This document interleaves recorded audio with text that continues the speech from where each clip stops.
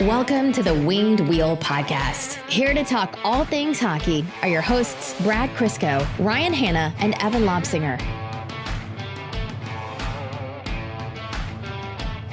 The whole hockey world has Brad to thank because his whining last episode about not wanting to talk about Jack Eichel is what I think shook loose all the Jack Eichel stuff. So you're the one, Brad, who moved it to the proverbial 1 yard line for Vegas and Calgary. So Flames and Golden Knights fans, you can thank Brad Crisco. Brad, you've always been one to want to take your credit, so take a bow, buddy. Now we get to talk about Jack Eichel for real today. Kevin Adams is a personal friend of mine, and he owed me several favors, so you're all welcome. For what? It's best to not ask questions, Ryan. If I could think of anyone in the NHL who moved through life not owing anyone a favor, it's Kevin Adams. Like, just the most unassuming person where I'm like, yeah, nothing happened to him.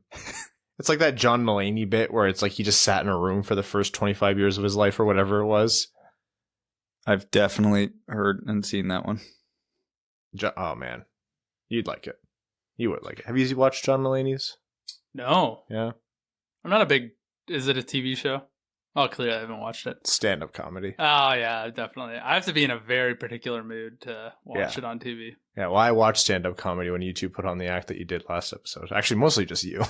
I made Mel watch that. I was like, what? The first 10 minutes of last episode. Okay. I should have made Crystal watch that. I've had way less sugar today, mostly thanks to you. Yeah. So, yeah, not quite at that same level. I haven't got a Diet Coke from my fridge today. Welcome to the Winged Wheel Podcast. I promised everyone that the intros wouldn't be so heinously off track, and I think in good faith what we have to do is cut this one short and just get right to the chase. So without further ado, here to talk Red Wings hockey and hockey around the NHL, like Jack Eichel. I'm Ryan Hanna. I want to talk more about Evan's Diet Coke first. Nope, absolutely not. All right, I'm Brad Crisco. And I'm Evan. Evan, who puts up with a surprising amount. Although we put up with a surprising amount of Evan, but he does deal with my neuroses to the point where I told him he has to move his Diet Coke off the table because it was crackling near the mic. Look, the moment you start... I have no power in this conversation, so I'm willing to adhere to that rule. Evan's well-versed in knowing where to seed ground and where to put up a fight. Yeah. For example, he has his 10th last golf tournament of the year this Sunday. Yeah, I'm very sad. It's the end. I once golfed on like October 3rd, and it was the most miserable experience of my life. I'm never doing anything like that ever again. I think I played until almost the end of November last year. Sick. I remember because it got hot randomly in November. Like the week after our closing tournament, it was like 15 degrees and everyone forced them to open the club back up. God. Insane. On this episode of the Winged Wheel Podcast, we are going to be talking about unfortunately, a game against the Montreal Canadiens where the scoreline wasn't as bad as the last time that they were in Montreal, but the on-ice product was, the same. We'll be talking a little bit about some things Red Wings, and we have a very fun interview that we did with, or I did, I guess, with Daniella Bruce, who you'll know from the Word on Woodward and her various roles with the Red Wings and the Tigers. And then we will get into some happenings around the NHL, like Jack Eichel. I don't know how much there is to be said about it, but the whole Chicago saga where we're just hearing lawyers speak at this point, and it's, you want to rip your hair out. Yeah. Looks like do you want to do that? No. That's your fault. I teed that up. I did love. You know what? I let that out, and Brad was already prepping his next words, and I was like, "Okay, I'm safe." Yeah. I took a hook from the right. I'm sorry. Don't be sorry. I'll remember this at Christmas. Okay. First and foremost, the Jamie Daniels Foundation. We talk to you about them every episode for good reason, and they're doing something very exciting right now. They're preparing for the celebrity roast of Brett Hull, which is happening on November 22nd, and part of that is a silent auction that's currently going on. The stuff on there is incredible, and Ken's been talking to us about it for a long time. I'm just on the sports category right now. They have a signed Brett Hull jersey, Gordie Howe package, which includes signed stick, puck. There's a framed photograph, a banner. There's a production line picture. There's a signed Joe Thornton jersey, which I think is awesome. So if you know someone in your life who cheers for the the wrong team. It's a signed Joe Thornton Leafs jersey. There's a ton of cool stuff. Did you see the Tampa Bay hat?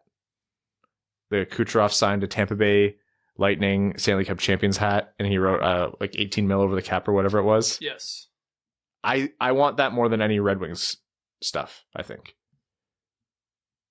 Never. I couldn't do it. It's unique, that's for sure. Yeah. Except he signed that on a few drunken bar patrons. He did it for a good cause. I think what we should do, Brad, you and I go in on the signed Zach Werenski stick and make Evan pronounce Zach Werenski every episode. My tongue does not do those letters together. Wait, Werenski's not... Werenski? Yeah, I was going to say, that's not hard. Make him say it like in pace, though, mid-sentence. Oh my God, it's brutal. It's amazing. We got to get him to say Kirill the Thrill, his last name. Kaprizov? Nope, wrong one. The Detroit one. Tutiev? Yeah, there you go. Tutayev, yeah. Close enough. No, but Werenski is like, if Evan's in the flow of it. If I'm saying a full sentence and I have to insert Werenski, yeah, there's the pause. then I'm screwed. I've actually had to stop laughing at it because I feel really mean because I can see you like working through It's just one of those words names that I will never be able to say. Words names. I hate when people have words for names. Yes. Okay. So check that out. If you go to jamiedanielsfoundation.org, they will link to information about the celebrity roast. They will link to the virtual silent auction, all of that stuff. So make sure you tune into the celebrity roast. Of course, we'll be talking about that Monday, November 22nd, 8 p.m. One other little bit of housekeeping. This has been asked for a long time. I said it would happen over the summer. It didn't happen over the summer. Things got a little crazy, but finally took care of it. wingedwheelpodcast.com. If you go to the shop page on the top bar, all of our merch has been updated. We finally sorted out bugs on the actual website, issues with shipping, payment, all of that. It's all sorted. We have added and updated some really cool merch, and by popular request, Winged Wheel Podcast hats. We have trucker caps. We have snapbacks. We have dad hats or baseball hats. We have a mix between those things. I think we have a trucker snapback. Do we have bucket hats? We have a bucket hat. Yes. Hell yeah. Yep. Bucket hats turned out great. My brother got one. It looks awesome. We have actually the low-key favorite of mine is the embroidered sweatpants. I wasn't sure how they turn out. Mel stole them from me immediately. Right away. They are incredibly comfortable. Anyways, wingedwheelpodcast.com. Go to the shop page on the top bar and check out There's socks, too. There are socks. Yeah. Yeah, I love Evan just discovering the stuff that goes on there. And you can also get different size stickers. I think there's phone. Oh, there are phone cases for all iPhone, all Samsung phones. The whole bit. There's a lot. I do need a new phone case. You do need a new phone case. It is pathetic how bad this case is. Okay. Let me see it. Well, I'll show you it. Oh my God, Evan, that's not. That's my phone case. That's not protecting anything. No, it's that not. Literally fell apart like a cartoon. Yeah. Okay. Welcome to the Winged Wheel Podcast, sponsored by the Winged Wheel Podcast. We actually charge ourselves quite a bit for that. The market said we're rich and poor. The Detroit Red Wings. They played in Montreal on Tuesday, November 2nd, and within 2 minutes, Alex Nedeljkovic saw, I think, a rough total of 1,000 shots on goal. And I thought, wow, that's a rough first 2 minutes. They have to really pull it together for the rest of the game. They did not. Here's a game where Dylan Larkin was out, like not playing for personal reasons, and we don't know much about that. So all we can say is hopefully everything is okay with Dylan, whatever that might be. We don't really care to speculate. Obviously, it was a game in Canada. What on earth, man? I can't get my phone case back on now because it won't stay together. It's just off now, right? It's our shop's fault that this has happened. I'm gonna have to buy one of our phone cases. You look exactly like Mika when she does something she knows is wrong, and me and Crystal just look at her at the exact same time. Like, I'm trying my best to be quiet, and it's not. See it? Genuinely want to see. Okay, firm but fair. Oh God! A little treat for the YouTube viewers. That one. And you thought the last episode went off the rails. Shop accessories. I'm actually shocked that you handed that to me. I knew that was going to happen, but like I said, never thought I'd see the day it can't get any worse. Where a phone case would be yeeted across this room. Yeah, the tone of that game was, Larkin or Bertuzzi both missing. Obviously, that's a game in Canada, so Bert wasn't there. That's 2/3 of one of the best first lines in the NHL. And that game, all I could think of was the whole time was this is a perfect summary of what Brad was talking about last podcast. Actually, for a couple episodes now, the Red Wings top end at whatever position, pretty good. Not best in the league, but not worse in the league. They can hang with average on like an average day, and sometimes they're better than that. Like Bertuzzi, Larkin, Raymond is a top 10 line in the league. According to some metrics, top 5. Yeah. But where they lose is everything beneath. And when you strip away one of the best first lines in the NHL and you have to mix in that depth, the Red Wings were exposed. Completely and totally exposed. Yep. Because when you have a top pairing of Seider and Leddy, which is one of the best in the league, and they're not playing together, whatever that top pairing is going to get exposed. When you have Michael Rasmussen as your first line center, that line is going to get exposed by anybody, even Arizona. It is what it is because, like you said, the Red Wings have one of the top first lines in the entire NHL. I joked about it last episode, and then I forget who posted the graphic. I think it was like expected goals percentage for defensemen, and Mo Seider actually might be in Norris conversation right now. He is so high up that list. Yep. When he's paired with a boat anchor, that line will get exposed. And when Nedeljkovic has to face 44 shots, he's inevitably going to let in a couple goals, and somehow it was only a couple. So everything below those, well, quite honestly, those 3 players this game was a dumpster fire. We did see some things. You saw flashes of offense whenever the Michael Rasmussen on the first line. And look, the moment that got announced, I was like, criticism from Michael Rasmussen this season is fair in certain respects. And Brad, you and I have very differing opinions on Rasmussen. I shouldn't say we're not opposite ends of the spectrum, but we fight on where to needle. But the moment we were talking about Michael Rasmussen on the first line, I was like, yeah, doomed. He is not making it out of this looking anywhere close to good. And that's not his fault. Much like we talked about Glendening and Helm and whatever playing up on Larkin's wing in the past, they were never going to leave that situation looking good. Rasmussen centering that line. Oh, brother. And there's not much to be done. We can get mad at Blashill here. Yeah, why not throw Pius Suter up there? Why not stick Fabry at center? Why not try with Joe Veleno? Joe Veleno, didn't have a good game either. Not very many Red Wings did, if at all. Alex Nedeljkovic is the only one who you can walk away saying, yeah, that guy had a great game. They were screwed from the start. And I'm struggling to identify whether this is just the reality of you lose 2 of your 4 best players. You lost your 2 best players who can legally drink in Michigan, then you're going to look like garbage out there. The effort's still not great. I think there was too much of that chip and chase hockey. But again, that goes back to personnel. If you have guys who can't enter the zone, then it is what it is. Lucas Raymond has been incredible, and I think equally as deserving as Mo Seider for Rookie of the Month, which we'll get to. But he's not going to drive the entire line when he's playing with Rasmussen as his center. I don't know. Well, it's harsh to say, but understanding the context of not only does expectations go up for guys like Rasmussen when he gets moved up to the first line, but his matchup gets harder. He's used to playing third and fourth lines, and all of a sudden he's going up against first and Montreal's first line for most of the game. So for Lucas Raymond, it almost feels like he's playing shorthanded.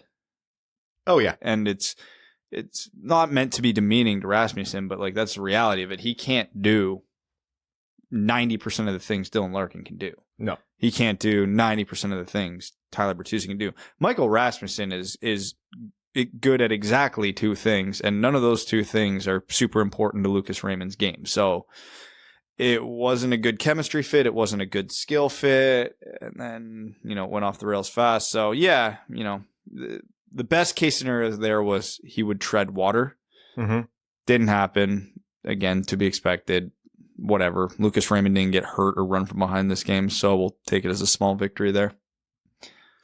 So Larkin wasn't on the ice today for practice for the Bruins tomorrow. At the time of recording this, it's Wednesday night. So we don't know, and it doesn't look likely that he'll be back in. We still don't know what's going on there. The good news is, okay, yeah, Bertuzzi can't play in Canada, which, blows, and it's sucked. It's been very apparent each time he's been out of the lineup. He's been one of Detroit's best players. They don't have to worry about it, if I'm seeing this correctly, until the end of February 26th against Toronto. Really? Yeah. Oh, hell yeah. They're not in Canada until the end of February. So that will hopefully give some continuity to that first line. Look, I want Larkin to have a good season. I want Bertuzzi to have a good season. I think it's super important for both of them to have really, really strong years. I want that continuity for Lucas Raymond more than anything else. Because it was his 10th game, so he's not going anywhere now. Yeah. I didn't realize until mid-game. We're past that threshold. Lucas Raymond and Moritz Seider both officially played their 10th game, so the first year of their entry-level contract is quote-unquote burned, which means it starts, which means they won't slide until next year, which is a strategy some teams use with the rookies so that they don't have to start using very, very cheap years for talented players until later on.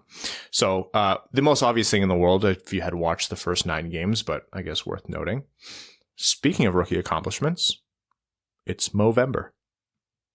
Mo Seider, NHL Rookie of the Month. Thoughts, opinions, takes, reactions, tears? Wasn't going to be Cole Caulfield. Oh my God. Going for the jugular today. This guy's ruthless. Caulfield's going for the Calder. Cup. Everyone, I can't be mad at you for finishing the punchline. Everyone made that joke. But yeah, no, Mo Seider was rewarded for an excellent month. I think this could have gone to Raymond or Seider, and I think had Raymond had a full first line every single game he played, he might have been more likely to win it. I will bet a lot of money that Raymond wins one of those awards by the end of the year as well. Good chance, but when the defenseman is 1 point behind the forward and spending half that month with Danny DeKeyser, it's more deserving, honestly, as much as I'm love Lucas Raymond. I mean, what Mo Seider's doing, his defensive metrics are elite. They were elite up until he got paired with DeKeyser. Now they're just very good. Yeah. And then, he's quarterbacking the first power play unit. He's putting up points. So he's doing everything and more that the Red Wings could ask of him, and he's doing it better than, quite honestly, most defensemen in the NHL. And I'm not limiting that to rookies. Like, by a lot of advanced stats, he is a top 10 defenseman in this league right now. It became apparent early on. Like, Nick Leddy had a couple games where you're like, oh, yeah, this guy is the real deal on the left side. It's been a while since the Red Wings have had a good defenseman playing there. But, you know what Nick Leddy is now. He's not infallible. He's very good, though. I do appreciate what Nick Leddy brings to this team. Appreciate it more if it was with Seider. But I actually don't hate the attached Leddy and Seider to maybe lift Seider, Leddy and Hronek to lift Hronek's game a little bit experiment. But still, I would prefer Seider to be playing with someone better. Much like I want Raymond with Larkin Bertuzzi, I want Seider with Leddy. I want Seider. At this point, I will settle for anybody but DeKeyser. Hey, right-handed defensemen are wanted across the league. Are we going to be seeing a Troy Stecher deal this year? If you're not going to play him, you should. He should be in the lineup. It's been stupid the way they've handled him so far. But yeah, if you're not going to use him, he's probably got some value. Maximize it. I don't hate it. Gustav Lindstrom is having himself a good year. He's young. Mo Seider and Filip Hronek are obviously going to be on the right side. So if you can get value out of Stecher and you don't know where he's going to go in free agency, because this is the last year he signed a 2-year deal, yeah, might as well deal him. Yeah. And he'll have interest. And being out in LA, because they're looking for a right-handed defenseman, he knows the West Coast. He's from BC. It's not a homecoming for him, but it'll be very nice. And also, LA's okay. Yeah, it's not a bad place. If you like gridlock and really good street food. Yep. Just had to give a good and bad example there. Okay. I've never been to LA, so I'll take your word. I haven't either, but who can deny I hear it? good things. Yeah, I hear a lot of good things. And I saw a picture of LA gridlock today. I think it's worth noting the Bally feed. So there is a delay on what we see on Bally Sports Detroit, and there's usually a small delay, and it varies in terms of like the gameplay and the audio. And last night it was an away game, and it was a little bit tougher. Like it seemed like Ken was calling the game before it was happening, so you would know why. You would know if like a shot went in or whatever it is. And apparently, dug into it a little bit. It has to do with the player tracking system and also the on ice, like the virtual ads. Those are causing like a variable amount of stutter between frames, like the visual frames and the audio. So that's something where on any given night, the crew working has to deal with that. And they have to deal with that sometimes when they're not at home. They're like traveling with their gear and stuff. I don't know the ins and outs of what, any network has to do with. You just heard the dog settle outside the door. She has very strong opinions on the matter. She does. Yeah. She sighed loud. Yeah, I don't know what goes into like setting up a broadcast. It's obviously not a simple thing, but they have to figure out that night basically what the delay is and have to work with it. So, extremely difficult to do, especially when they're on the road. So that's a little bit of an explanation as to why we see that. So, yeah. I have a solution. Never play on the road. Don't put the ads. Don't do the virtual ads on the ice. The virtual ads kill me. They're actually so funny. It's like I've talked about it on the show before. It's like you're on like a hallucinogen. Like you're like, did that Goodyear ad just follow the player up the ice and trip him? Like I would rather they just put that company's logo like next to the scoreboard or something. Just yeah, I would rather that, especially if that would correct the feed. Well, I mean, we're not going to see it go away, right? No, I know. I'm aware. But yeah, I'm shocked that the NHL hasn't figured that out, though, the superimposed ads. Again, I'm talking about a field where I know absolutely nothing technically. Like, it's a podcast. It's what we do. We talk out our ass. But the jittery ads, like the ones moving across the ice, I'm like, how? It's been, what, a season and a half now? Something like that? They perfected the first down line in the NFL in like 1999. Okay, I watched videos on what goes into that. It's not cheap. It's not cheap, and it's not a little bit of equipment. But again, it's the NHL. That's what America needs, though. America needs that first down line. Okay. Is that what it's called? Yeah. Is the first down line not the epitome of like American extravagance, though? I wouldn't know what the hell was going on if it wasn't there. Exactly. Have you ever actually watched a football game? I've watched commercials, and then they injected a little bit of football. Okay. Yeah, first time, like, because I remember first time I went to a game live, it actually rattled me not having it there. It is absolutely a necessity at this point.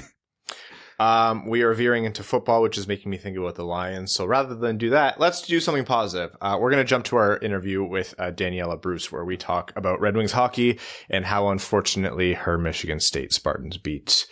Yeah, I don't know. Yeah, I won't finish that sentence. What are you talking about? I don't know. Anyways, basketball, hockey, yeah, something. Hockey. This interview with Daniella. Enjoy. All right, we are joined today for the first time ever, and Daniella, I'm so sorry it took so long to plan. We're joined by Daniella Bruce, digital host and reporter for the Detroit Red Wings and the Detroit Tigers. Daniella, thank you for your patience, and thank you for joining the show today. Of course, I'm so excited to join. I was thinking maybe you didn't want me on anymore. I'm like, what the heck? It's been months. But no, I'm excited to finally be on. Yeah, we chatted about it, I think, shortly after last season ended. And the story I'll go with is we knew how exciting it would be with this year's team, and that's why we pushed it. So you'd have some more exciting stuff to talk about. Yeah, I was busy with the Tigers over the summer anyway, so it's okay. I forget. Right.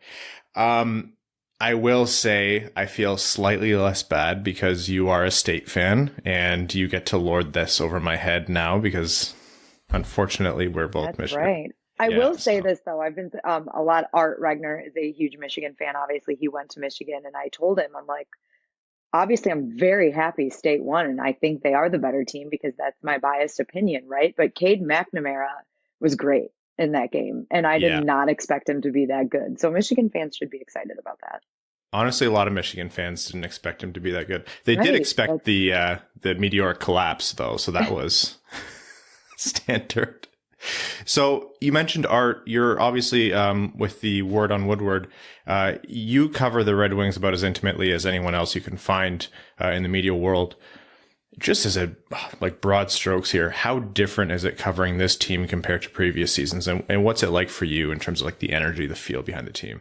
Well, it's night and day. It's no secret that the last couple of years have been pretty brutal when it comes to, the record for this team. They knew they were in a rebuild, but it doesn't make it any easier to go out there and lose a bunch of games every season. And it got hard, all the guys trying to talk about it, trying to stay positive going through the season. But right now, the energy that they bring, the willingness to talk, and all of that is so great. And they're all really excited about not only the young players, but the veteran guys that they have. They think it's a great mix, a great group. And the season already just feels different. I'm sure you get that same vibe too, just from watching all of the games and, listening to the post-game comments. Everyone's extremely excited. And I think that's the number one thing moving forward. There's the confidence, the mentality is different. And that is something even Sam Gagner talked about the other day in his media availability. He just said, it really helps when you win games. Obviously, you know that you can do it. Your confidence grows and your mentality is different heading into each and every game.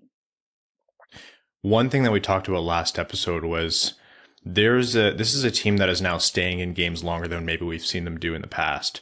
Do you see that same thing, that scrappy, that will to win? And This is a team that's really coming together and believing that they can put those W's on the board? Yeah, it's actually with Sam Gagner. I was asking him a couple questions. That's how he brought up the mentality thing. I asked him specifically about the Washington game in Washington. The Red Wings go down 2-0.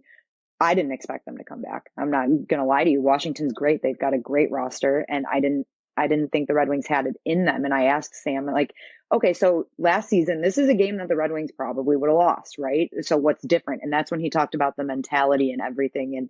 And wins like that do boost your confidence. This team is gritty. They fight to the end, and they all have each other's backs. And we saw that happen in opening night against Tampa Bay. We knew that there was something different going on. There was an energy and a competitiveness that they didn't have the last couple of seasons. So yeah, it's really good. It's great. I've had a lot of fun so far, so I'm hoping that continues.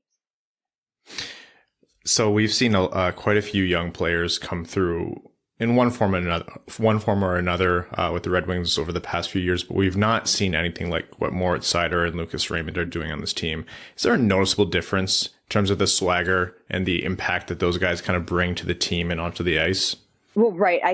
We were all super excited when both of those guys were drafted, just waiting patiently for them to get to Detroit. And I don't think that's any different for veteran players. They're like, oh yeah, we've got these great players coming up. And Lucas Raymond, Mo Seider too, but Lucas Raymond specifically, look at how much better he's made that top line of Dylan Larkin and Tyler Bertuzzi, who are very talented players. But adding a player like Lucas Raymond in there has just been incredible for them. Lucas Raymond finds Dylan Larkin and Tyler Bertuzzi on, I didn't even see the open lane, and somehow he gets the puck to their stick. It's incredible what he does. And obviously he's got a knack for goal scoring too. So I think he's just a super smart player that really fits in with Tyler Bertuzzi and Dylan Larkin and their skill. And then obviously Mo on the blue line. I've never seen a 20-year-old have as much confidence as he does when he plays with the puck. And on the blue line, you see him do spin moves and all this stuff that you would just never see from a young defenseman. And granted, he does make his mistakes. They're not huge glaring mistakes all the time, but he's still learning.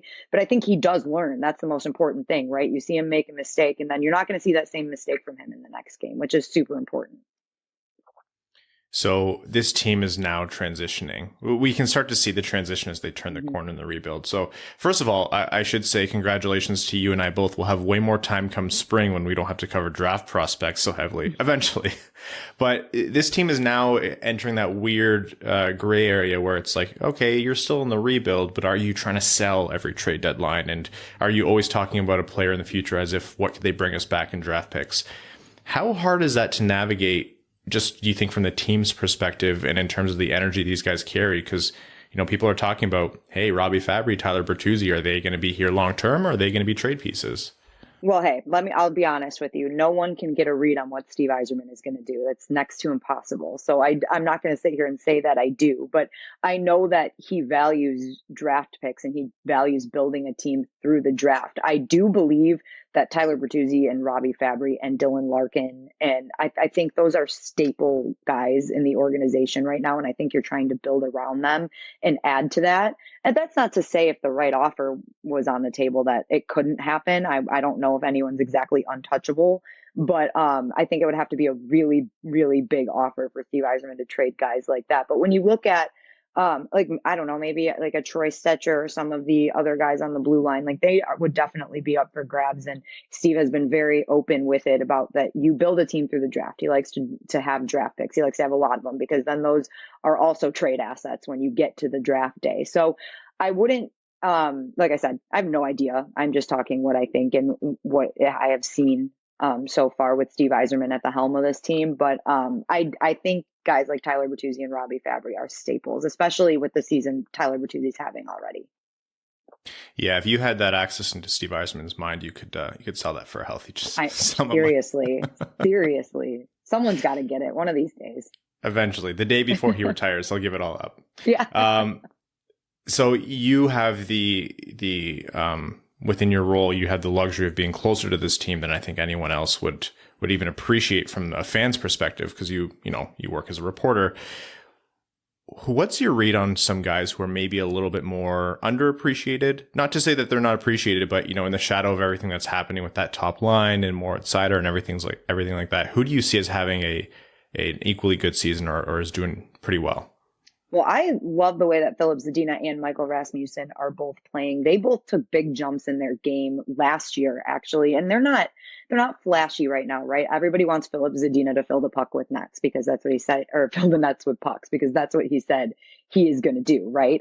He hasn't exactly done that yet, but his defensive game has gotten a lot better. He's a much better two-way player. He looks better on the power play. And, well, the whole power play looks a little bit better than we saw last season, but he looks better on the power play for sure. And then Michael Rasmussen as well, same thing. He kind of figured out, I'm this big guy. Like I have this body to work with. And I think he's grown into it and figured that out. And he's been playing well too. Another guy that took huge steps on the defensive end of his game. And actually today, Dylan Larkin didn't practice and Michael Rasmussen slid in to the top line with Robbie Fabry and Lucas Raymond as the centerman. So I think that says something about what he's been able to do. And that's not to say that's how it's going to be tomorrow. We are unsure yet of the status of Dylan Larkin. We'll find that out after morning skate. But the fact that Coach Blashill trusts him enough to even practice on that top line, it looks like if that's a scenario, like Michael Rasmussen could go there. So I think those are two guys that definitely fly under the radar a bit. And then the Mitchell Stevens, of course, like he's had so many great blocks and he's been great on the penalty kill. He's one of those like Luke Glendening type players, right? We lost Luke Glendening to Dallas, but he's like that. He's in the dogfight all the time and he's a gritty player. So I think those are kind of the three guys that are underrated, if you want to go with that term. I can't forget about Adam Ernie either. I always have to mention Adam Ernie. He's been great, but I don't know if he falls in that same category because he's definitely proved what he can do. Yeah. So you mentioned Coach Blashill, and this is a question we've asked others as well. It's easy for the talking heads, and I mean us, but it's easy for people on the outside and fans in the throes of the rebuild to get really kind of angsty about certain parts of the team, whether it be the way they're drafting, back in the Ken Holland days, or the coaching situation. And I'm not asking you to have an opinion one way or another, but how different is it for you kind of more on the inside to see what these guys go through coming into the office every day and having to kind of push through a rebuild? They got to play the games, even though they know it's not going to be the easiest season. So just wanted your perspective on that. Well, number one, I think Coach Blashill is great, and I think he's the right guy for the job right now. And I don't think he would be here if Steve Yzerman didn't see the same thing, right? He is doing a great job with these players. He knows how to connect with young talent, and he is doing things like putting Lucas Raymond on the top line. He's a 19-year-old kid that just entered the NHL and he's playing on the top line. Granted, like you said, a rebuilding team, but having that trust in him and putting Mo Seider in situations that are helping him succeed. Like, he's a great coach for young players. And I think he's doing a phenomenal job with what he's had to deal with the past couple of seasons. I'm sure he's pretty relieved to see things turning the corner this year too. I don't know that for sure, but I'm taking an educated guess there. But I really like the way that they've kind of powered through it. It was hard last season, and especially the season before that was even more difficult, I would say. And now they're starting to see the results. And I think that's also something that helps their mentality. They're like, okay, we're seeing the light at the end of the tunnel, so to speak. And I think the last kind of topic I want to get on is just the atmosphere now that fans are allowed back in the arena. And yeah, that has to be completely, I keep saying the word electric and people are making fun of me, but it has to be totally electric, right? No, yeah. It is. I'm sure you remember the sequence in the game against Florida, the last home game on Friday night, like 10 block shots. Alex Nedeljkovic comes up with a huge save, a stick breaks, things just, it was the loudest I have ever heard Little Caesars Arena. And I just can't describe what it's like. Maybe we appreciate it a little bit more this year too, since last year it was like crickets with nobody in the building, but it was amazing. And I think they feed off that energy. They, being the team, feeds off the energy of the crowd too. And it's been incredible. And they have said that it's been incredible. Coach Blashill said it's felt like a playoff game a couple of times at Little Caesars Arena, which is just like, we're not anywhere near that yet. And it's great to see the fans getting back behind this team and seeing the progress that we see. Yeah, watching Tyler Bertuzzi's like just completely primal, like I'll run through a brick wall for this guy sellies after the goal. I'm sitting here watching my TV. Slow down, don't hit him too hard. Like we don't want injuries on sellies. That would be terrible. Yeah, it's very Bobby Orr. Yeah, no, it's so funny. Yeah, it's the atmosphere is incredible. I think the first playoff game back is going to all feel worth it, right? Oh yeah, it already does. Like I said, it's great to have fans back in the building. And I think that is in part due to realizing what it's like without fans and what they meant to the team. So it's been great so far this season. The crowds have been awesome. Everyone's having such a good time being back. Well, speaking of crowds, November 13th is the game against Montreal, and it's also Winged Wheel Podcast Night at the LCA. So we'll be doing an event there. So I know we're having people come through. Ken's going to come through. We think Mick's going to come through as well. So if you're around, Daniella, come say hi. I think the listeners of the podcast would love to. Oh, yes. I would love to. I'll definitely make sure I stop in. Awesome. All right, folks. Daniella Bruce, Daniella Bruce _ on Twitter and Instagram. I think you have the same handle. Perfect. I do. And for some reason, there's another Daniella Bruce out there that took just Daniella Bruce. So. Well, we'll get her someday. But for now, make sure you follow Daniella on social. Daniella, thank you so much. Looking forward to the next time we can do this. And I promise you, we will not ghost you for that long. All right, cool. All right. I believe you this time, so don't let me down. But thank you for having me. It's great. Thanks again. Take care. What do you want? I feel like teacher at the front of the room where instead of yelling, they just wait and they see how many kids look up and realize what's happening first. I hate it. I need you to know I hate it. You need to get the dad look down. That's I can't. The trick. It comes with the baby, I'm sure. But it's just your normal face, but you just like don't fucking move. Just oh, you want to know something really funny? Someone mentioned. So you're already uncomfortable. It works. Yeah, I did look away from you. Someone talked to me. They're like, Evan would get way less shit if his face just like if he looked more engaged. Like he just looks like he wants to die. Like being on the podcast. That has nothing to do with the podcast. Yeah. That's just normal. Yeah. I was like, I don't know how to say this, but that's how the guy looks. I'm assuming Evan saves all of his smiles for the golf course, but you don't. I don't smile on the golf course. They pointed me actually to a timestamp on the episode where you were like engaging with the conversation, but your face is like this. And I was like, oh yeah, that's Evan's normal face. Yeah, you could be telling Evan the happiest moment of your life, and I'm it could be power saving mode at all times. You're like at Brad's no power. Screen brightness. Yeah, yeah, pretty much. Brad was showing us earlier today something on his phone, and the man uses so little screen brightness you think he pays $1 per hour to have to charge his phone. He's doing his part for global warming. Thank you, Brad. Charges his phone way less than the rest of us. You're all selfish pricks. Stop climate change.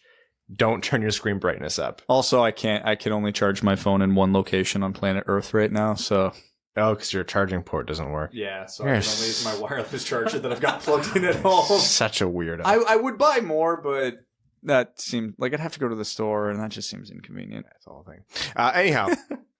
We appreciate Daniella Bruce coming onto the show. Always good chatting, and happy we were finally able to make that work.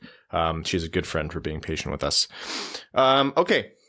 A note that I've had on my list for a couple episodes now at the very least, and completely forgot to bring it up. Remember when we were talking about Danny DeKeyser's weight, and we were like, there's no way it's that low?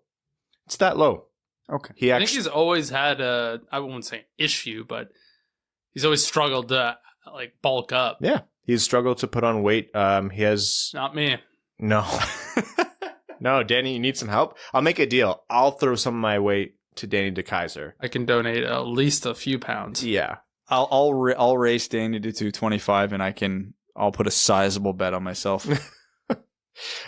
He's just... the numbers are accurate. So the numbers that are done at the start of the season, they're They're pretty legit. So he actually does weigh about $185, I think it was. And a lot of guys lose weight throughout the season too because they're not going as heavy in the weight room and whatnot. Because you can't. I actually remember reading a full story on Tyler Seguin has a big issue with that because he's like, he'll put on a ton of weight in the offseason, get up to about 12-13% body fat.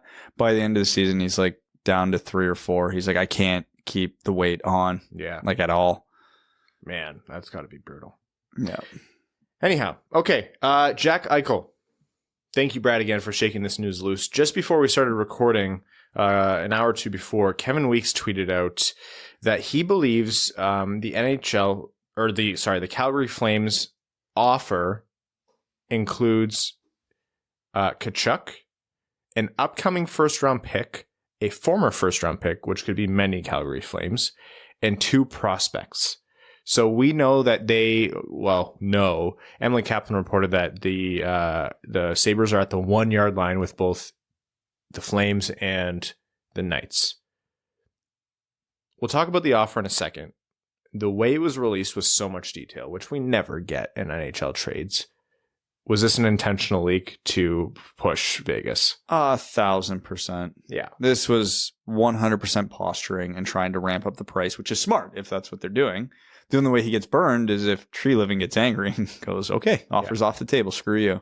Which generally in trades involving players of Jack Eichel's caliber, pettiness doesn't play a factor. If this was like for a third line guy, GMs would be like, no, you screwed with me, you're done. Like, I'm not making the trade now, but this is too sizable for that to happen. It is exceptionally hard to not say Keith Tkachuk when I read that name. Brady? Matthew, yeah. Because Calgary would love to trade Brady Tkachuk because then they can just say, are you just trying to mess me up? Yes. Oh, okay. But yeah, no, it's Matthew Tkachuk. But growing up with Keith Tkachuk playing, my brain, stop it. Daniel? The only reasons on this planet Earth for Kevin Adams to not jump at that deal are for an unreal Vegas offer. Like if this whole Shea Theodore, Peyton Krebs plus rumor is real, or there's some other nuances that we don't know about. Because that Calgary offer is insane. Well, a big sticking point, and I want to say it was Friedman reported this maybe over a week ago now, because time in these Eichel rumors is a flat circle. But Buffalo's not willing to retain money. Vegas and Calgary are both within, I think, $1.5 million of the salary cap. So even Matthew Tkachuk's $7 million contract coming off the books is not enough to get that trade done. They will have to shed more contract salary, yada, yada, yada. And if the other players moving are young players on, like if it's a former first round pick on an ELC and the other players are picks and prospects, you're not moving out cap space there. So that could be a sticking point because maybe the offer is so high because Lucic is attached. Yeah. And Buffalo doesn't want to take that back or there could be something like that, right? Same with Vegas. They're in an even worse cap situation. And I don't think Theodore makes as much as Matthew Tkachuk. So that makes that even more complicated. So there's a lot of money up in the air where a lot of it doesn't work at the moment. So that's probably, the more I think about it, the likely sticking point right now beyond value. It's a good position to be in. I'm really impressed that that Kevin Adams was able to push it to this point, because coming this long and then seeing Matthew Tkachuk's name even in the mix, I'm like, I thought it was too far gone to get any kind of serious return. Yeah, this was the June return. That's why it doesn't seem real. Right? You're almost too skeptical. Like, of it. Why would you not take that deal? Like, like Vegas, I'm sure could give you something very good, but like that seems that's a lot. That's, again, without knowing the other conditions. Like Brad said, what if they're asking for you to take like Lucic and it's like the biggest bum that they. Anyways, you don't know, but yeah, that is a lot. Krebs and Theodore makes me pause though. I would pause for that too. Tkachuk's walking to free agency after one more season. So you have to be certain you're going to sign him. Maybe they just can't get that guarantee. They don't need to be certain to sign him, because if they don't, more future assets at the trade deadline. Yeah, that's true. They can flip Tkachuk. They said their start has given them pause, though. They might want a player now because they're not as terrible as thought, which is the wrong mentality to take in a Jack Eichel trade. I agree. Yeah, don't worry. But I wouldn't be concerned about the Tkachuk contract situation if I'm the Sabres, because if I'm the Sabres, I understand I'm in a rebuild in the very early stages of it again. So if you can flip Tkachuk for, let's say, 2 or 3 big pieces at the trade deadline, that's another win. Imagine taking that Calgary offer and then flipping Tkachuk for another haul. Like, he comes in. Buffalo it would be the shortest first round draft of all time because Buffalo would just have all the picks and just stand up at the board. Kevin Adams walks up there, says out like 18 names, and then just the other teams go, you guys can take these 4. They're like, in what order, Kevin? He's like, I don't care. Who do you want? Doesn't matter. Whatever we put their jerseys. He just puts up a list of the top 32 prospects and goes, we're protecting these 18. You guys pick amongst the rest. It's a new age draft. It's like a messed up like fantasy auction draft system. Yeah, Buffalo has a point system they're allowed to add up to. Well, we'll see how it turns out. I'm hoping this doesn't go too much longer. I'm just worried for the dude, like for Eichel. Like, guy needs surgery. Yeah. He's still getting paid, right? Yeah. They haven't suspended him. They haven't done any of that contract stuff. Because he failed his physical. He'd be on LTIR right now. Yeah. Oh, they do. What a gig. They are in a territory where, and I don't think they'll do this because I think the grievance. Actually, depending where they are relative to the cap, he might not even be on LTIR. They might need him to get to the floor. But they do have options. Like, they have options to suspend. The team's rules on like suspending, like Blashill was saying, oh, we're not going to announce whether or not we suspend Bertuzzi. I'm like, can you do that? Like, can you not make that Jack public? Eichel is on injured reserve. Yeah. He is? Okay, there you go. Anyhow, hope it doesn't take too much longer. Brad might actually weep before. It's one of those things that you were super excited for. You're like, oh my God, I can't believe a player like Jack Eichel could get traded. Now it's like, please just let this end. I know. I'm over it. Yeah. And then we'll have to talk about it for another 20 minutes at some point. Can you imagine, though, Buffalo trades for a player that makes them just good enough to not be in the Shane Wright mix, but not really be a playoff team, and they just screw up their chances when they could have just had a draft 12th. pick? Yeah. Sounds exactly something Buffalo would do. Yeah. Well, I mean, they want to shorten their rebuild to only another 10 or 12 years. No, they just want to be Minnesota. Yeah. Okay. I don't know what there is to cover about this Chicago situation. Gary Bettman is a robot who completely lacks human emotion, and that pretty much sums up his entire press conference. He's a lawyer. I understand that he went in there, and legally, there was probably a lot of things he didn't want to say, couldn't say, that could get him in legal trouble. I don't accept that as an excuse for his full press conference, because there were some very obvious things he could have said that would have not held him legally liable for anything that he just chose not to. He didn't have to freeze Rick Westhead out of the questions until Pierre LeBrun had to kind of go, hey, the guy who broke this story we're talking about, maybe let him talk. To which Rick Westhead actually lobbed Gary Bettman a softball and said, hey, John Doe number 2, the other assault victim, you guys want to help cover some therapy for him or something? And Gary Bettman went, essentially, nah. What did he say? They didn't know all the facts. We know all the facts. Brad Aldridge went to jail for that one. It went through the court of law, and the court of law determined guilty. Oh my God, you guys and your facts. Like, well, I don't know what else. Bettman could not, because I've been a Bettman apologist for a while because people misunderstood what he is. Because he's not the guy who's, quote unquote, in control of the NHL, yada, yada. He is the front for the owners. The owners are in control of the NHL, and he does whatever the hell they tell him. And to this point in his career, everything he has done has been to the benefit of the owners. So I go, yeah, a lot of things that they did sucked and I hated, but I get why he was doing it because that's his job. This is the first time I went, no, screw this guy. Like, this was a failure on him and him alone.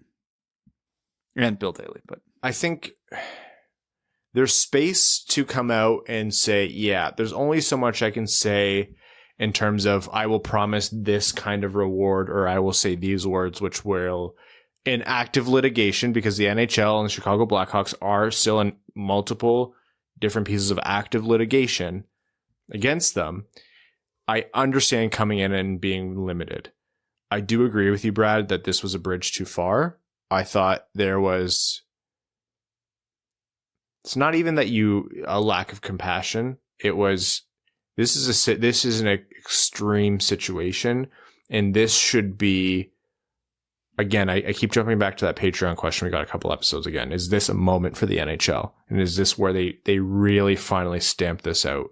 And I cannot feel anything but uninspired by that press conference after watching it to think, yeah, this won't happen again. Like, I have no confidence that the NHL is going to do anything other than protect itself, which, okay, yeah, the organization, that's his role and that's the lawyer's role. And okay, whatever. There's procedures you have to go through. Well, all that shit. That's always going to be the case. Whether or not we like it, that's life. Okay. You can still be compassionate and you can still say definitively that sexual assault and what happened in multiple cases and, either directly involving an NHL player or as a result of the actions of an NHL team and what they did, you can say, yes, that is bad. We are going to stop this from happening. We are sorry. Here's where we failed. Here's how we're going to do better. If they're going to go in and be so granular and nuanced as to say, yeah, Kevin Cheveldayoff is an assistant general manager, but he's a minor part of that decision-making team. Reading the full explanation, I'm not sure I necessarily agree, but okay, whatever. But if you are going to take that tack, then you also have to come out and lead the way to make the change. And right now, it looks like the NHL is only interested in protecting itself and the Chicago Blackhawks. I get it. There's a lot coming the Blackhawks' way in terms of settlements. They are going to be paying out the wazoo for that. And the NHL doesn't want to actually sink the team, but holy shit, do I feel shitty about this whole thing. Well, I forget who asked it. Someone mentioned something like, hey, if you guys were made aware of this in December and the Hawks told you there's no merit to these allegations, and it turned out there was a whole hell of a lot of merit to those allegations, do you not hold them accountable for that? And then someone asked, hey, you fined the Coyotes the same amount of money plus two very important draft picks for fitness testing prospects. You fined the New Jersey Devils more for making Ilya Kovalchuk's contract too weird. How can you justify this punishment for the Hawks, which is objectively lower than those two things? And then Betzman's answer were, well, it's different circumstances. Yes, Gary, that's why we're asking the question. We understand these are three very different circumstances, and we think the other two are far less severe than this one. So could you please explain? And he didn't. He just said, no, these are different circumstances. And it was such a cop-out, lost answer. You could see he had no good answer to that. And that was a pretty good summary of his entire presser. No emotion, no empathy, no good answers. I will say I'm not interested at all in the whole fire Gary Bettman thing because I think the role of commissioner will always exist this way. Not that, not that I'm sitting here and saying it would be a wrong decision for Gary Bettman to go, but I think the role of commissioner is there to protect the owners, and they'll always just bring in another lawyer, and that's what we're going to get. He is not equipped, nor is he the appropriate human being to be doing those kinds of things. If the NHL had any sense of how to present itself properly and not trip over its own feet, which it doesn't, as we know from, watching the NHL at all, they would have, before that press conference, done a run through and said, yeah, okay, maybe not Gary. Let's get a spokesperson up there, or let's get a representative, or let's get someone with weight behind them, but who can speak at a more human level and, do the dance we need to do legally, but not completely alienate people who are very upset and hurt and angry. And, not to mention what it's doing to the actual victims directly involved or who have directly been involved in previous cases with the NHL. Small solace, tiny, it does not matter in the grand scheme of what happened to Kyle or anyone else, but tiny solace, they X'd out Brad Aldrich's name off the cup. That'll show him. Rick Westhead made a good point. The person who essentially like emotionally and verbally tormented Kyle after everything happened, their name's still in the cup because we don't know who they are. Names all the people who covered it up are still in the cup. Yep. I'm happy this isn't going away. I'll say that. We got a couple messages from people after last episode where we kind of talked about how it's tough to cover in a way where we feel like we did it justice, and we really appreciate your kind words and your messages. So sometimes we have a hard time. We have a hard time really understanding you could have just stopped at hard time. It made sense. Yeah. For a lot of this podcast. Yeah, we do struggle. The whole left foot, right foot, and then left foot again thing. Still figuring that out. But we have a hard time knowing what, like, the weight of our words. And it means a lot when we kind of get the affirmation that, like, hey, yeah, you guys didn't completely botch that.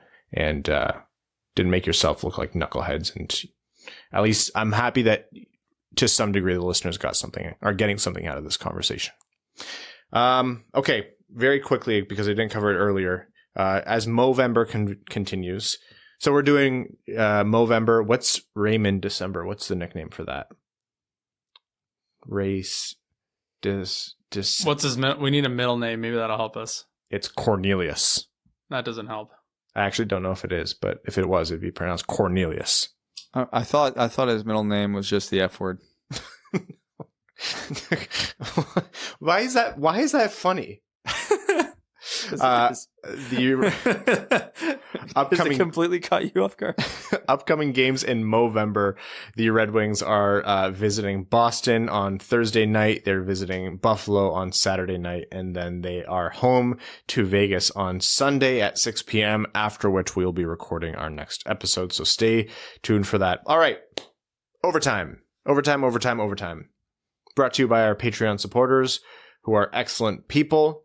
Patreon.com/wingedwheelpodcast if you also want to be an excellent person. Let's see how much we can get to today. Matt S. says the Bell Center must have some voodoo in it this year. The only two games I can think of that the Wings have looked really that bad were in Montreal.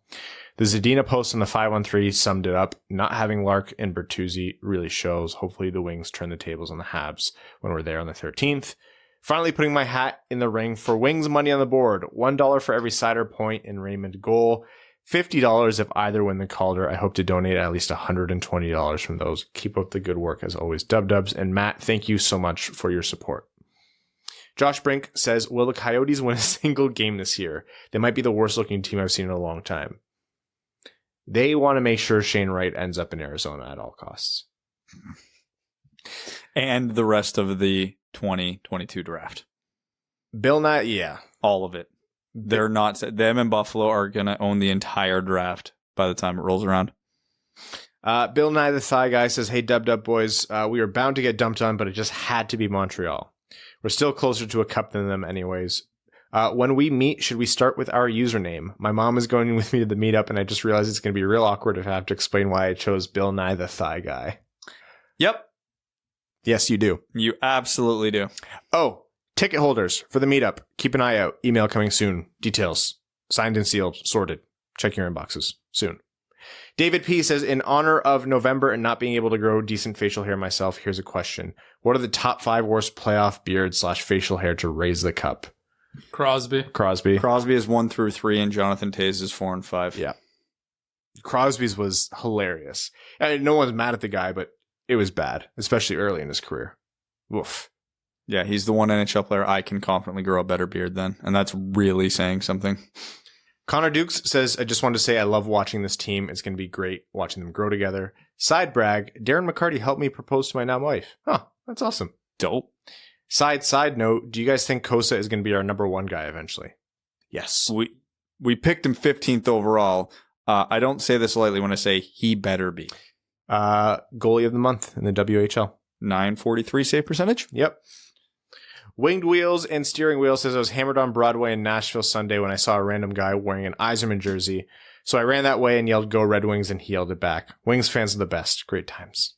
Nashville's fun. Ben Barron says, howdy. Well, the good news is that we're saving our Beat Montreal energy for November 13th. The other great news is that EMU football is now bowl eligible with their win over Toledo last night, and I get to go to the bowl game.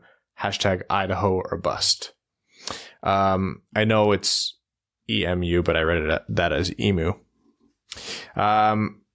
Greg P says, I commented before the start of the season and asked if Raymond was going to make the team. And to that, you said, probably not past 9 games. Eat crow. If there's anything you'd love to be wrong about, that has to be it. Thanks for all the hard work, boys. Yes. Yep. It was like the first few preseason games, we were like, huh. And then the next few, we were like, huh. And then the first few regular season games, we were like, oh, okay, yeah, this is happening. This is real. Evan Hart says, hey, longtime listener, first time patron. Evan, thank you so much for your support and welcome to the Dub Dub Club. Been listening since shortly after the Mo draft and now have a big boy job, so I decided to support. We appreciate that, man. I think the Wings will finish somewhere between 20 and 23 this year.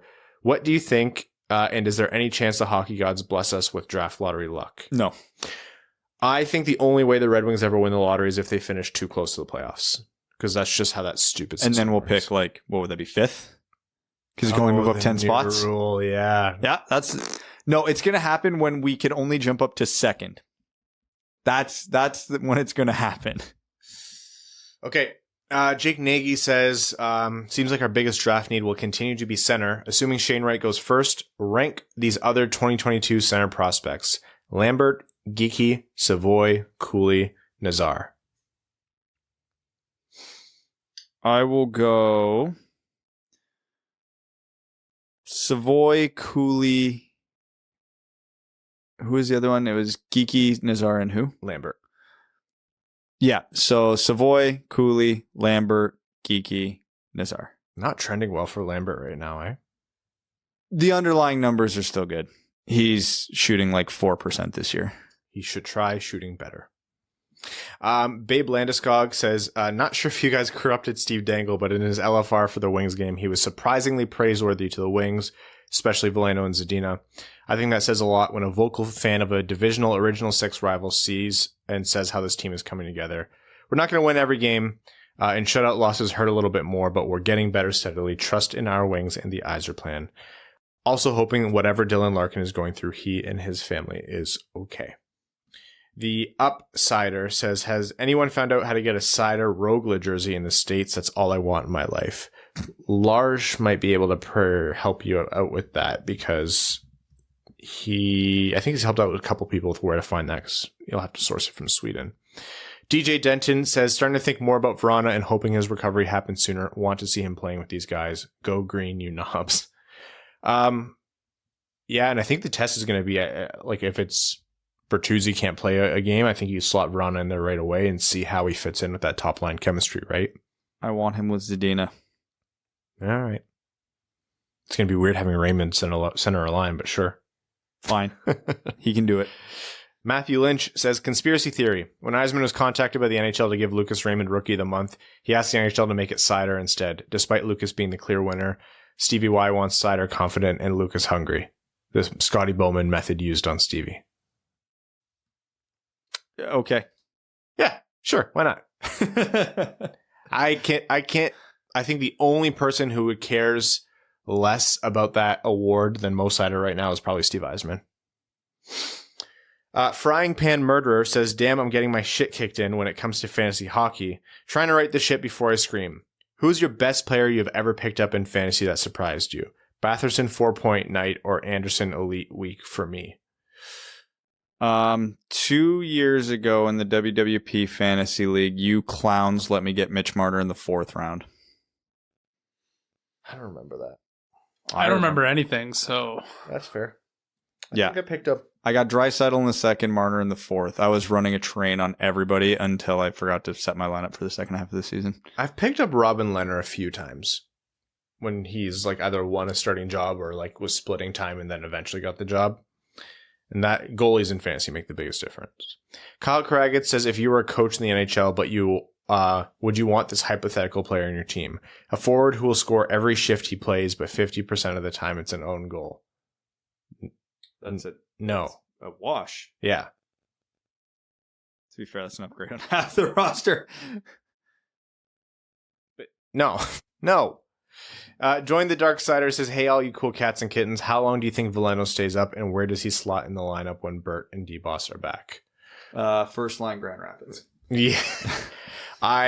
Not where I would put him, but that's probably what happens. I mean, let's see how the next, however long he's up goes, like the game or two or whatever it might be.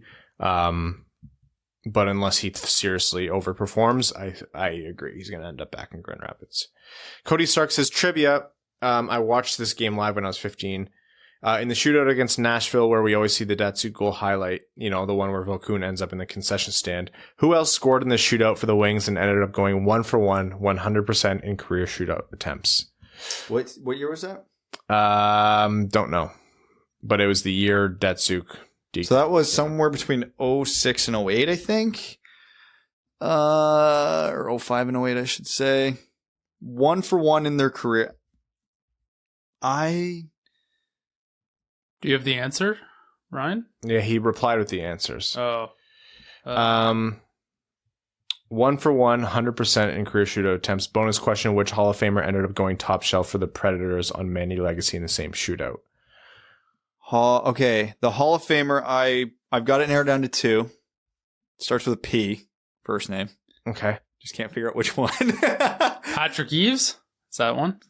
No, he scored for Nashville. Oh, for Nashville. The Hall of Famer went roof for Nashville. Oh. And the Red Wings player went 1-for-1, on his career in the shootout. I feel like this is 06, 07. So I'm going to go Peter Forsberg. Okay. And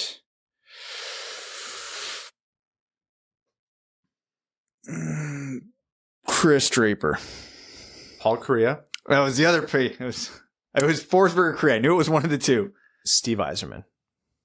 That was his only. Wow. Yeah, so I'm not going to double check. So Cody, if you're lying, congrats. But yeah, apparently that's it.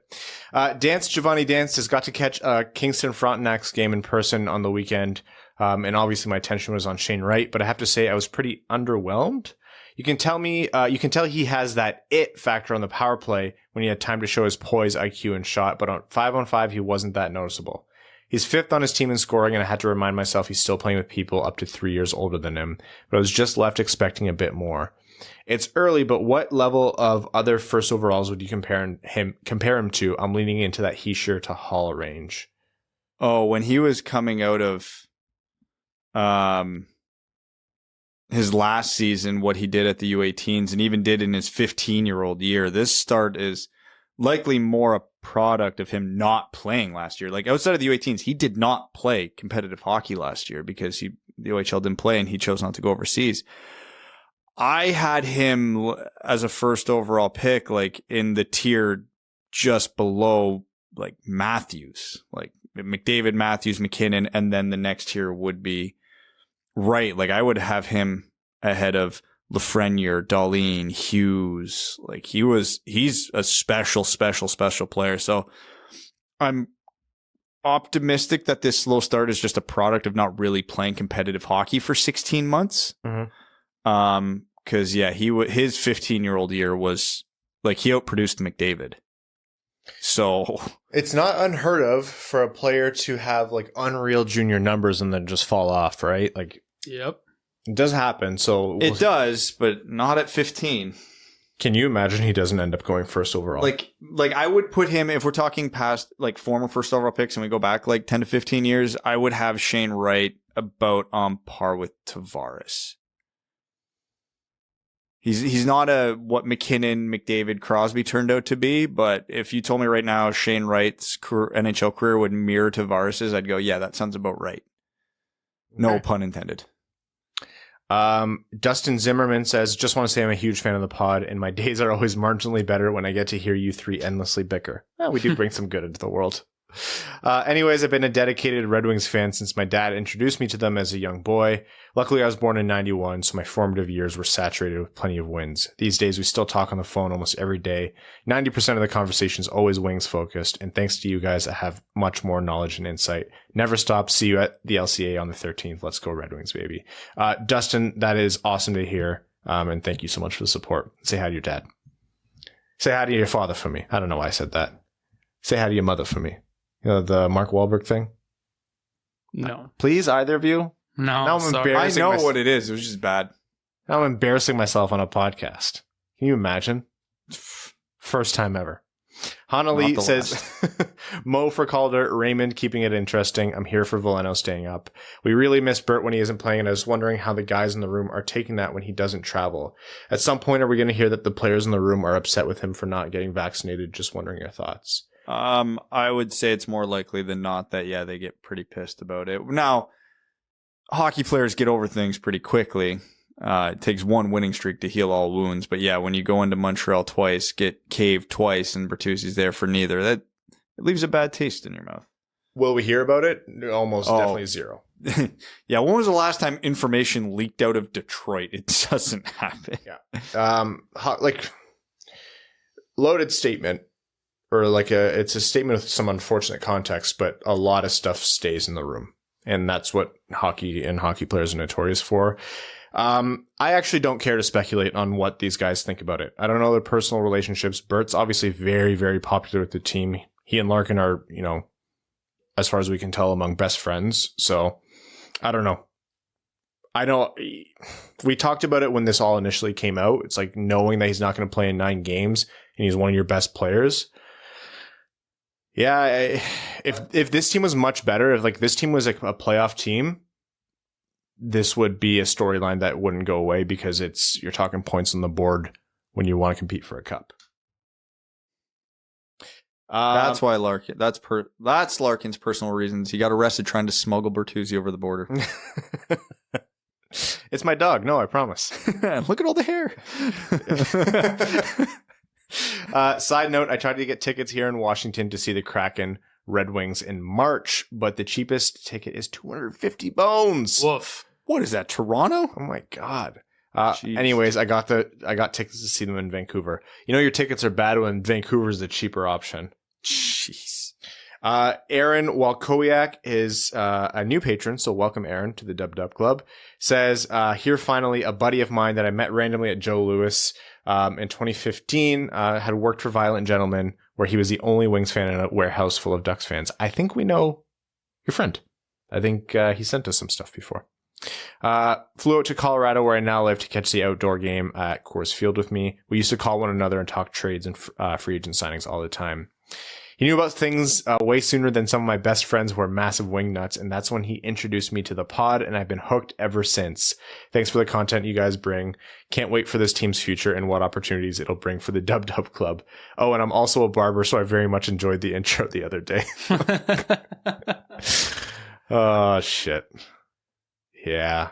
I'm hoping this podcast fails soon, so I don't you don't see the reality of aging on camera over time. Matt says Brad noted on Twitter that Detroit should set aside a similar amount of money from Mo Seider's contract to what Adam Fox just got. How soon is too soon to start considering long-term deals for Seider and Raymond? Do you think Stevie would wait until the ELCs end or try to sign them early? Well, he can't sign them till a year out from the expiry of those contracts. You are not allowed to extend a player till they are within a year of their current contract expiring. That being said, in terms of planning, yeah, the cap doesn't matter for the next 3 years for the Red Wings, like realistically. So they should be planning what their salary cap looks like after that. So they've probably already got a rough idea if they want to bridge Seider or Raymond or go long-term out of the gate, what that dollar figure is roughly going to look like. Like, planning for their next contracts is more important than planning for Bertuzzi or Larkin's next contract, even though those are up first. It does seem to be the case when you have a star, borderline superstar RFA. You just do it as quick as possible. Mm-hmm. Which, I mean, it's something that Prashanth talked about. It's something that we've talked about in the past. It's not necessarily a bad thing to burn these ELC years early because then you get their next contract sooner. Again, we're 10, 11 games in by the time you're listening to this into their careers. Rookies who are star or future superstar players often have a drop off at some point through their first season because it is tough and they've not had this kind of physical strain on their bodies ever. So I'm still wondering where they land in terms of that value. I hesitate to say Seider is going to get Adam Fox money. He might. I'm not ruling it out. But yeah, there's going to be slumps. Like I was actually looking it up for Lucas Raymond because I was curious. I don't think he's played more than 37 games with a single team in a year. Like this year is almost going to be double what a normal season was for him previously. Playing like 15 to 20 minutes a night. Yeah. Seider's playing north of 25 some nights. Yeah, Raymond's going to get gassed and have like a monumental cold streak at some point this year because it almost always happens to players in that situation. And yeah, Seider has to play with the Kaiser. There's going to be some bad nights. Colin Larkins says, on a scale of 1 to 10, how many plies of toilet paper is Rasmussen, bud? 10. Harry Perry says, happy to see Mo get recognition he so richly deserves. With the Wings' love of all things European, maybe Stevie should look at drafting Mo's brother Dixon. Oh man, that brings up a very funny story that is related to this topic, but it's inappropriate. Oh, okay. I was gonna say, is this golf course talk? Oh yeah, God no. Jimmy Dickskin. Anyways, what? Jeremy Dahl says, hey guys, love all the content you provide. I'm not on Twitter, but I do read your tweets after every game. Appreciate the support, Jeremy. Very sorry for that. I am so sorry. Even Evans? My part. And so look forward to each podcast. So question for you, with all this nonsense from Chicago, how would you reconcile as a fan of that franchise? You can't. You just kind of have to live with it. I can appreciate it's complicated. It's so complicated because I can truly appreciate people who say in good faith, I just watch hockey as an escape. Sport is culture. It is just as much culture as art or music or anything else. And it is also an escape, like a mindless escape for people. It exists on that spectrum. But that doesn't mean that people are wrong for having an emotional reaction or, an emotional response to this, because it's upsetting. Like, part of culture is you put a lot of faith and you put a lot of trust and time and money and emotional investment into these teams, and to know that it's not that just they did something politically that you didn't like. That's not what this is, right? And there's been plenty of opportunities for people to get in the ring on that over the past however many years.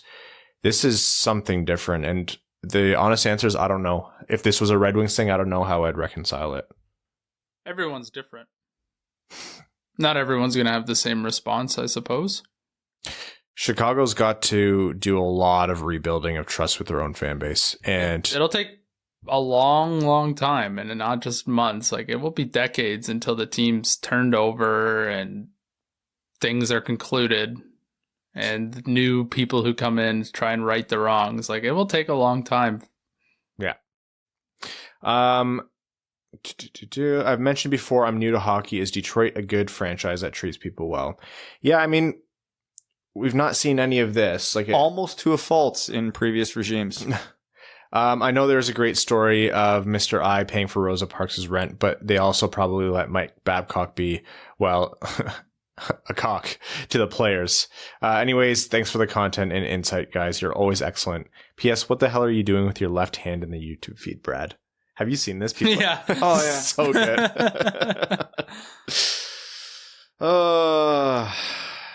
Every explanation I have just sounds dirtier than the actual, so I'm gonna let imaginations run wild. Wish you wouldn't. Poyo says, Ryan, what is your favorite Arctic Monkeys album? Oh, it's cheap, but it has to be AM for me. I love that album. My go-to is Whatever People Say I Am, That Is What I'm Not. Also a good one. The Ghost of DDK's Knees says, what are each of your favorite all-time Wings nicknames? Mine was always the Demolition Man for our boy Holmstrom. By this point, I'm sure Evan is already tuned out, so wake him up and make him answer too. Evan's tuned in. He just closed his laptop lid. It's all done on there. Mr. Hockey? No, yeah, that's the Dominator or something is one that I've always loved. I've always loved that for Hasek. Hasek. I've never said Hasek. I don't know why I said that now. Always liked Stevie Wonder. Did anyone really call him that? Yes, in the 90s all the time. I know you don't remember that, but yes. It's actually a line, and this is going to... For anybody who hasn't heard this before, I encourage you to look it up because it's going to sound like a lie. It's actually a line in a Don Cherry techno song. Okay. It's almost too hard to believe. Just YouTube. Don Cherry techno song. He did a music video in the early 90s. It's somehow worse than you're imagining. Why have we never used this as the intro song? Can't afford it. Yeah. I still remember this. I do hear people. I do hear people say Stevie Wonder, and I have, but just not as like the main nickname. No, it wasn't his nickname, but it's just I like the way it rolled when you were talking about it. Ohio State is going to spank Michigan. Yeah, man, tell me something I don't know. Says first. Hold on. On that, I just need you to know that on the 1 in a million chance Michigan wins that game, we are going to be even more insufferable than the Michigan State fans this past week. Dude, I'm still reeling from when people very rightly said Michigan fans are the Toronto Maple Leaf fans of college football. Yes, I know. So we have to live up to it and be insufferable in the very, very few windows we get. That's a kind of hurt I didn't need in my world. When you guys were talking about the best Wings nickname of all time, which we just did, I was hurt that you didn't mention the Mule. Mule's good. Actually, Mule's really good. I've also had issues with my barber. I'm so tall that she has to drop the seat all the way down so she can cut the hair on top of my head. As of late, she started charging me double because, and I quote, "Your hair is so thick I can barely run a comb through it." Oh, they're having fun now, aren't they? You guys are having a lot of fun. That can't be real. No. Brad, what's Michigan State's current ranking? I believe they're within 5 of Michigan. They're 3rd overall. I know. They are actually within 5 of Michigan. Michigan's 8? It's just the other one. Yeah. Peace out, Tree Buckets, and have an eventful evening. Jeremy Brocker says, with the heavy Burt trade speculation last season, I think we missed the point behind his life decision. It was actually a life decision to continue playing for the Red Wings by tanking his trade value. Actually pretty clever. It allows him to play at his best instead of tanking his play to destroy trade value. But wouldn't that also tank his signing value? Because he has a contract coming up in not too long. Yep. So I know people have said that and they're joking, but some people... I can't buy that. You know how far a few $1 million goes in Sudbury? Oh, boy. Buy the rest of the mountain. It's the town mayor. He could buy that whole nickel. C-Nod says, I don't think anyone is surprised without 3 of our top players, Larkin, Bertuzzi, and Verana. We're a bottom-dwelling team, and that's what we saw yesterday. I'm okay with that. Hopefully everyone gets back and gets going for the next game. Dungeon Master of Puppets says, hey, Dub Club, I seem to have missed the memo last week, but I'm a new patron. Happy to support where I can. Welcome, Dungeon Master of Puppets. The Red Wings are officially 0-3 in Canada, all without Burt. He really injects a ton of chemistry into the lineup. When he's there, you can count on 1 or 2 shots going in. Montreal really seems immune to us without him in the lineup. Keep cool, Gabagool. Oh, shit. Keep cool, Gabagool is a good one. Large, the prophet of the towering behemoth, says, isn't it great watching the kids play and lose rather than watching the geriatric ward on skates play and lose? We can actually see improvement on a player-by-player basis now. I do think that the losses will come more frequently as the season goes on, but man, there's light at the end of the tunnel. Yeah, like it wasn't a perfect game by Seider, of course, but I did like the penalty kill he had where he just like said screw it and saw that Suzuki had the puck on the boards, was trying to make a play with it, played aggressive, ran him over. The Red Wings won the puck battle, puck went out. The 5-on-3 that they didn't score on, which was super upsetting. Like Seider did miss the net on that power play, which was ungood, but the way he dished the puck out, I was like, this guy is serious as a power play quarterback. Like he can do it. He has the skills to do it. Ruthless and Toothless says, I'd really like to see Zadina at center. He has a skating ability, puck control, and vision. Maybe start him on the 3rd. With a transition period, he could be a well above average 2nd center. Side note, it was me who told you guys Veleno means poison in Italian. Thank you. It means both poison and venom. Brad can call him Joey Venom, which also has a nice ring. Rasmussen sucks. I've had enough of it. I don't know about Zadina at center. His skill set says he should be good at center, but he's never played center, and it's a pretty big transition. So I would say, in theory, good idea, but that ship left port a while ago. Tony Hatcher. Yeah, Tony, a lot of comments. Ryan Dodd says, hey, Winged Wheel Weirdos, if you could have a new commissioner, who would it be, and why would it be Stevie? Oh, I would never wish that on Yzerman. God, no. No, we need him in Detroit, pumping up Detroit. I don't give a shit about the league as a whole. Let's make Evan the new Charles commissioner. Barkley. That's the only answer better than you. I need you to know that. Okay. That is a perfect answer. Josh Yelton says, what's up, fellas? 6 more games until Winged Wheel podcast night at the LCA, and I couldn't be more stoked. Going to toss back definitely a few ginger ales, as Mickey Redmond would say. Question for Brad. Have you ever listened to Mike Shinoda's solo music? His album Post Traumatic has some pretty good songs, and I definitely would recommend. As always, thanks for the incredible content. I love Fine. That was one of my favorite songs a couple of years ago. I got into it. I never got like crazy into it, but yeah, he's got some gems in there. Richard Fitzwell says, my wife says the YouTube video is unwatchable because there's only 30 jerseys in the background and it's uneven. Can you add the 4th? Yes, I have the 4th. We have 2 options. Do we want a Red Wings away or the Red Wings Centennial Classic? Are they both white? Yeah. Then it doesn't matter. I mean, we have 2 of the outdoor games. It seems to fit the theme. We have the Red Wings home, 2 outdoor games, and then a Red Wings away would also fit the theme, right? Yes.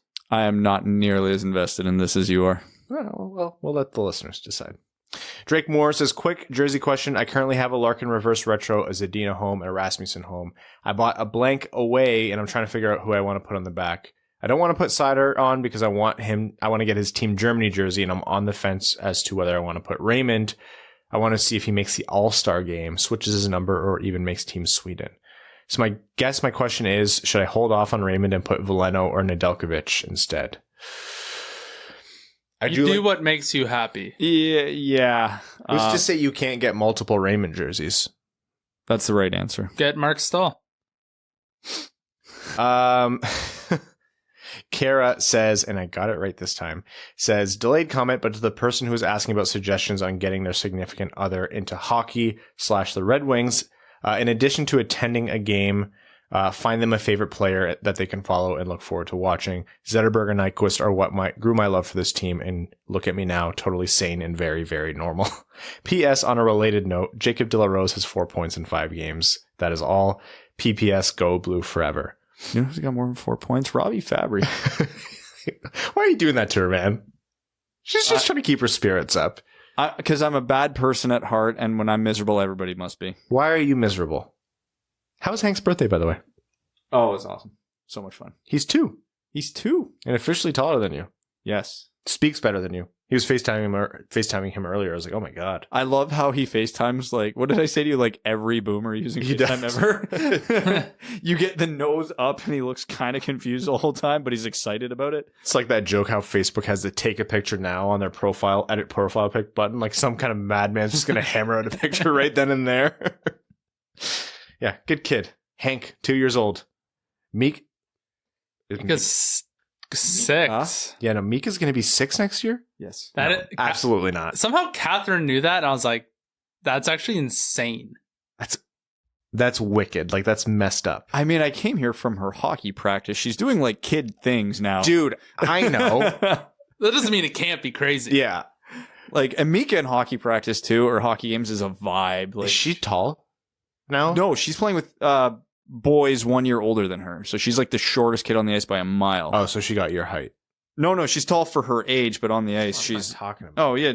No, she's Brad's like, no, she's tall. She's really short compared to Shaq. Well, yeah. I thought because I was just talking about her hockey, but compared to her classmates, she's probably slightly above average at this point. So what about Hank? How's he doing in terms of? He's a monster. He's an absolute animal. That guy is going to end so many sporting careers. You want to know my hot take? Don't put him in hockey. Well, put him in hockey. Yeah, let him play hockey, whatever. Put the money and time and effort into golf. Just have him absolutely murder that ball. Bryson. Yeah, just like fire it over the water hazard, like straight, like drive the green. Pro golfers are surprisingly very tall. Pisses me off. Every pro athlete is surprisingly. I remember going to I know it's basketball, but I remember laughing my ass off this one time. I went to a Raptors game, and in warm-ups, me and Crystal were kind of chuckling about like how tiny Kyle Lowry was, and then we looked at the program, and he's 6'3". Oh, that's miniature for a basketball player. Yeah. If I had a 6'3" friend, I'd be like, "How's the weather?" I mean, I'm 6'3". Yeah, I'm 6'3". Evan is 6'4", and Brad is broke 5 feet last year. Congratulations, Brad. Oh yeah, yeah. See, I told you this kid's a vibe. I get really sad when I think of Hank because like, I mean, he was born just before the pandemic, and we had transitioned the podcast to the studio, and so we didn't see him all the time. I was like, oh wow, I'm devastated for not being there and watching him grow up. And I realized today when I FaceTimed him, he wouldn't have recognized me probably. No, probably not. Well, that's how babies operate. Just ruthless. They are. I'm not worth the brain space. I mean, the last time he saw you, he was like shitting himself. I mean, he still shits himself. It's just that's a very broad, general statement. Yeah. Well, I'm off to cry. So thank you all so much for tuning into the Winged Wheel podcast. We're going to be back with you on Sunday after the next 3 games. Check out wingedwheelpodcast.com / just go to wingedwheelpodcast.com. Check out the whole site. There's the shop. Go to jamiedanielsfoundation.org for the live auction and details about the celebrity roast of Brett Hull. If you haven't already, get your tickets to Winged Wheel Podcast Night at the LCA, November 13th, Detroit versus Montreal. Link in the description of this episode. Tickets, we just added more tickets by popular demand. We ran out, we sold out, and people wanted more, so we added some more in there for you guys. And info for all ticket buyers coming soon, and we'll also announce it next episode. I'd like to thank all of our name level sponsors on Patreon.